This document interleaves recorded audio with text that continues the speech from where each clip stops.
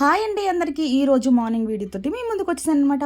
వాళ్ళు శుక్రవారం కదండి, లేండి పని ఎక్కడ పని అక్కడే ఉంది. నేనైతే చిమ్మేస్తున్నాను. ఎక్కడ చిమ్ముతున్నావు అక్క అనుకుంటున్నారా? పుట్ట దగ్గరికి అయితే వచ్చేసాను. ఇక్కడైతే కలర్ చల్లేసి మంచిగా పెండ కలర్ చల్లేసి 5ంటికి వచ్చానండి. మంచిగా ముగ్గులు నింపేసి చూసారా ఎంత బాగుందో. కాంపిటీషన్ తెలియచేయండి అండి. నాకేం పెద్దగా రావులే, వచ్చిన కాడికి అయితే వేసేసారనమాట. మంచిగా ఉన్నాయా లేదో కూడా చెప్పండి.